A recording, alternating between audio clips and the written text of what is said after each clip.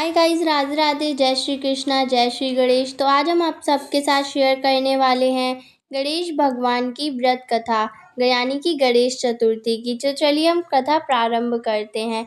एक बार भगवान श्री शंकर स्नान करने के लिए कैलाश पर्वत से भोगावती नामक स्थान पर गए।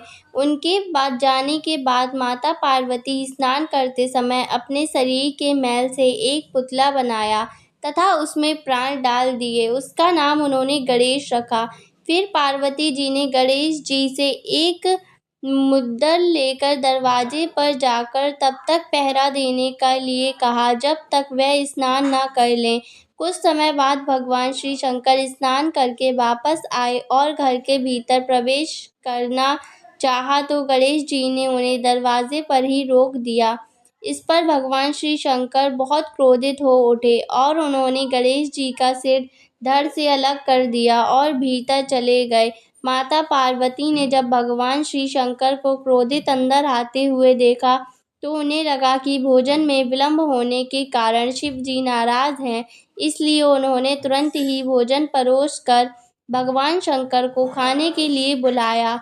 2 थालियों में भोजन लगा देखकर भगवान श्री शंकर ने माता पार्वती जी से दूसरी थाली किसके लिए है पूछा। इस पर माता पार्वती ने कहा, यह हमारे पुत्र गणेश जी के लिए है, जो बाहर दरवाजे पर पहरा दे रहे हैं। यह सुनकर शिवजी आश्चर्यचकित हुए। तुम्हारा पुत्र पहरा दे रहा है? हाँ नाथ, क्या आपने उसे देखा नहीं?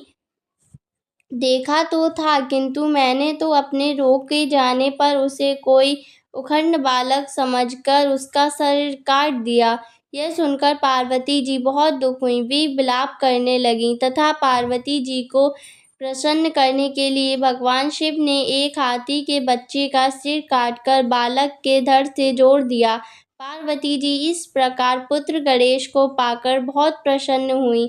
उन्होंने पति तथा पुत्र को प्रीतिपूर्वक भोजन कराकर बाद में स्वयं भोजन किया।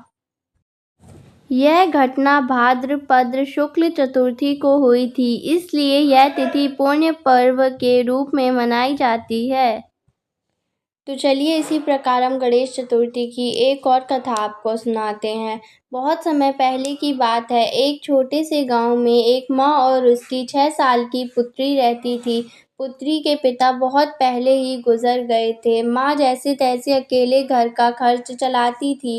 एक दिन उसी गांव में मेला लगा तो गांव के सभी लोग गए। तो उस दिन लड़की ने अपनी माँ से कहा, माँ चलो हम भी चलते हैं मेला देखने। तो माँ ने कहा, नहीं पुत्री, तुम अकेले चली जाओ, मुझे अभी बहुत काम है, मेरे पास समय नहीं है। तो पुत्री ने कहा, माँ मैं अकेले कैसे जाऊंगी? माँ ने गांव से कुछ लोगों से कह दिया, इनके साथ चली जा और साथ में समय के साथ आ जाना।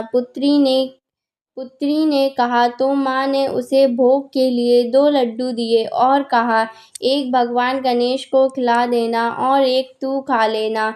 तो बेटी ने हाँ बोलकर सबके साथ मेला देखने चली गई। अब वो वहाँ जाकर गणेश भगवान के पास बैठ गई और कहने लगी, हे भगवान, मेरी माँ ने कहा है कि पहले भगवान जी को खिलाना और फिर तुम खा लेना। तो मेरा प्रसाद ग्रहण करिए ताकि फिर मैं भी खा सकूं। अब भगवान सब सुनते लेकिन आ तो नहीं सकते ना। लेकिन वो तो जिद पकड़ कर बैठ गई थी कि जब तक आप खाएंगे नहीं तब तक मैं यहाँ से जाऊंगी नहीं। ऐसे शाम से रात हो गई। गांव के लोग मेला देखकर वापस गांव लौटने लगे। और उन्होंने फिर बेटी से भी कहा कि चलो बेटी अब हम चलते हैं, समय हो गया। उसने कहा, नहीं, जब तक भगवान हमारा प्रसाद ग्रहण नहीं करेंगे तब तक मैं अब वापस नहीं जाऊंगी। जब भगवान खाएंगे तब मैं प्रसाद खाऊंगी और उसके बाद ही घर जाऊंगी। अब वो जिद पर अड़ चुकी थी और घर भी वापस नहीं लौट रही थी। तो गांव के लोग चले गए। तो उसकी माँ ने पूछा कि मेरी बेटी अभी तक नहीं आई, आपके साथ गई थी? तो लोगों ने बताया कि वो वहाँ जिद पकड़ के बैठी है, जब तक भगवान नहीं खाएंगे प्रसाद तब तक मैं भी नहीं खाऊंगी। अब माँ तो सब कुछ समझ गई थी, भगवान कैसे आ सकते हैं प्रसाद खाने। माँ को बहुत चिंता हो रही थी, लेकिन वो वहाँ जिद पकड़कर बैठ गई थी कि भगवान जब तक आप आएंगे नहीं तब तक मैं जाऊंगी नहीं। वो भगवान के सामने बैठकर बस एक ही बात रट रही थी बार बार, जब तक आप खाएंगे नहीं तब तक मैं जाऊंगी नहीं। भगवान मेरा प्रसाद ग्रहण करिए, जब तक आप खाएंगे नहीं तब तक मैं जाऊंगी नहीं। भगवान भी बहुत अब चिंता में आ गए। उन्होंने सोचा अब तो मुझे जाना ही पड़ेगा, ये पुत्री तो जिद पकड़ कर बैठ गई है, जब तक मैं जाऊंगा नहीं तब तक ये घर भी वापस नहीं लौटेगी।